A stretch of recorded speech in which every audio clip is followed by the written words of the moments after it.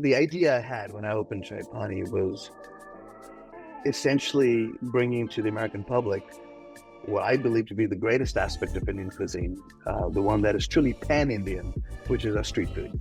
Because unlike the other cuisines that are so hyper-regional and even hyper-local, hyper-neighborhood-based, street food has none of those characteristics and therefore none of those limitations.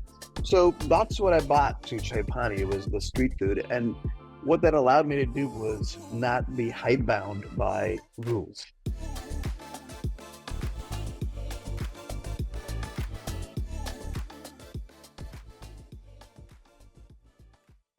We have a lot of heat in our cuisine, and certain aspects of certain dishes from Maharashtra.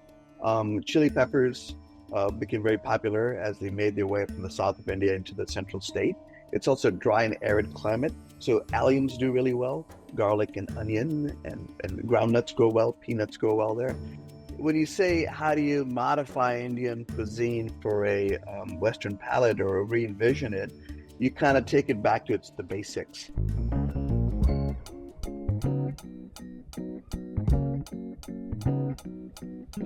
I sat there and literally taught about how I would baby step a customer from one dish to the next to finally get them to where I wanted them to be, which is their minds open, their palates just blown apart, and they're eating dishes with their hands as authentically if they were standing, jostling on the streets of India. And then the last piece of it was, how do I make this approachable without dumbing it down? So one of our most popular dishes, probably we call it the gateway dish to Chai Pani, is called the sloppy Chai. Now, you probably know what a sloppy Joe is. So when I say sloppy Chai, I'm sure you're imagining, well, it's probably like a sloppy Joe. And it's actually a dish called keema pao, which is an ancient dish that we believe was brought from Persia to India. I just put it all together in one sandwich. The condiments, the bread, the hash, and put it on a plate and said, behold the sloppy Chai. So without me having to beat you over the head with the history of this dish or convince you that you need to order this, just by naming it playfully in an approachable way, you walk in and you get it right away.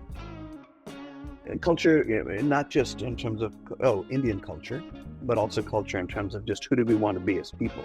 How do we want to represent ourselves in the world? So we invest a lot in understanding hospitality, what makes people feel the way they feel, and the role that we have to play in creating sort of a culture of belonging and community wherever we go. And then the second part is the cultural piece, as in we are representative of the culture of India. And I have a restaurant that's got an eclectic diversity of people working there, the majority of whom are not necessarily Indian. So it means a lot for me to take them to India, to show them on the ground, not just the food, but also just the aesthetic, the spirituality, the culture of India. I take them to my family home. I take them to Bombay. I take them to all the various parts of India. And we do this twice a year. We call them our annual staff trips. And it's fully paid. We cover all expenses to take our team. The only criteria is that you have had to have worked with us for 1 year, and you have to write an essay explaining to us why you want to go to India.